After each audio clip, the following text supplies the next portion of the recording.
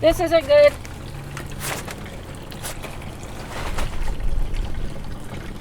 The whole thing's leaking. The whole gray water tank is leaking.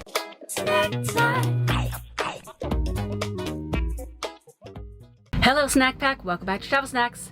Today's episode is all about installing a gray water ball valve underneath the van. Now some of you are probably like, I don't give two flips about this, but if you are building a van and you want to be able to drain your gray water under your van without having to lug it in and out, then this is a video for you. In this video, I show you how my dad and I chose the ball valve, where the ball valve goes, and how it actually works connected to a rocker switch inside the van. This is a pretty nifty way to go if you have a gray water tank. So let's jump right in. We are not professionals. If you follow any of the things we do in this video, it's at your own risk. There's the gray water tank, and we need to drill a hole through the bottom of the floor. So that's gonna go right here, which is behind the refrigerator, but that's the only place we can really put it. If you haven't done so already, I would recommend watching this video about installing the gray water tank. And just as a quick recap, a freshwater tank is just what it sounds like, where you put your fresh water.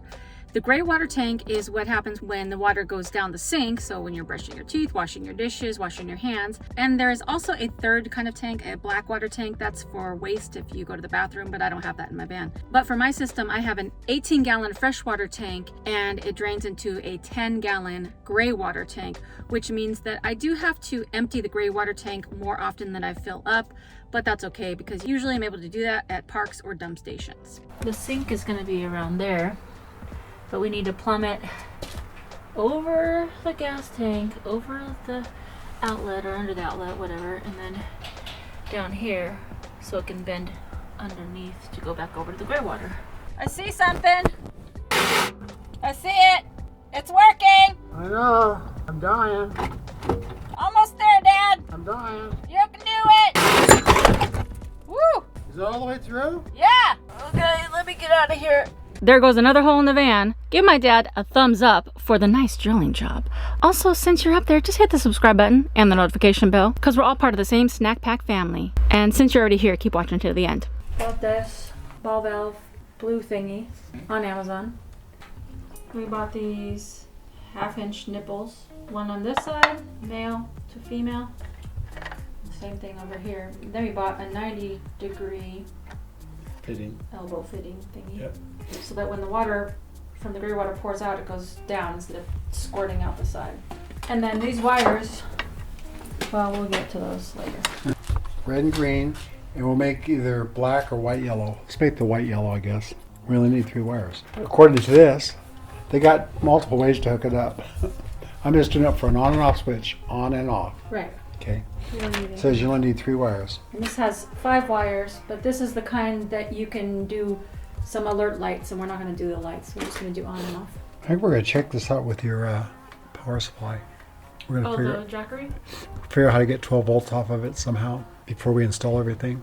I want to hear it go click, click. You know what I'm saying?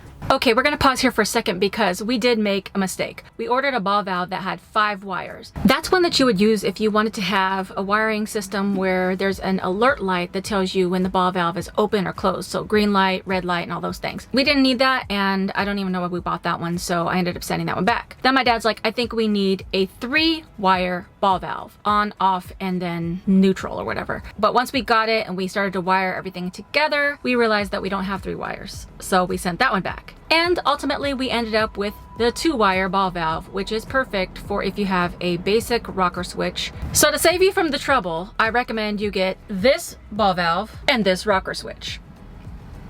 So what you're doing is just twisting those color for color? Yeah, we're extending the wire so it can go to your light switch.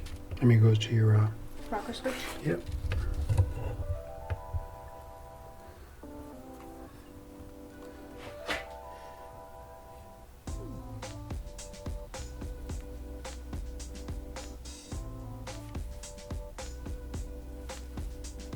And anybody's gonna have to do this, right?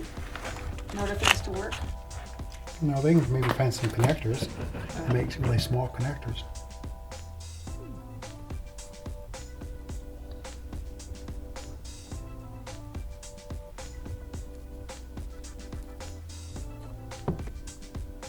See the solder got in there? Whoa. Push it towards the back door a little bit. What about there? Okay.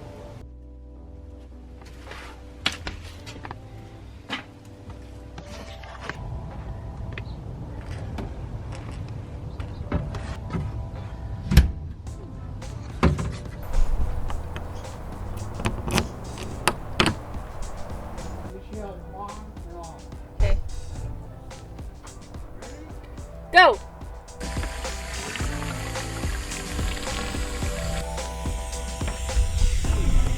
Coming through the tube.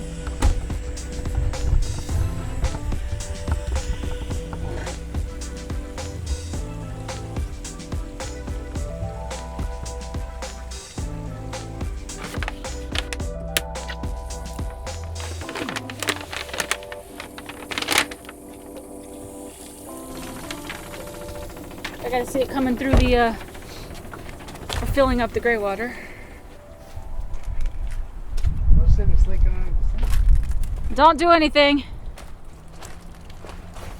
Uh-oh. This isn't good.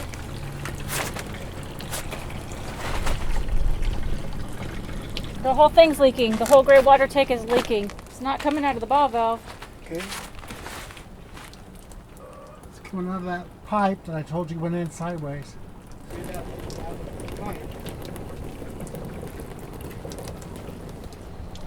I guess turn the water off. So once the gray water tank was installed and then we screwed on the ball valve, the way that it's wired, the heck is that? The way that it's wired is the wires coming from the ball valve go up, they're taped onto the inside of under the van, they go up into the hole that we drilled. From there, we tape the wires through the side of the van, all the way over the wheel well, up over those back doors, so it's going over, and then down, and then into our electrical system, which I'll be doing a video on pretty soon.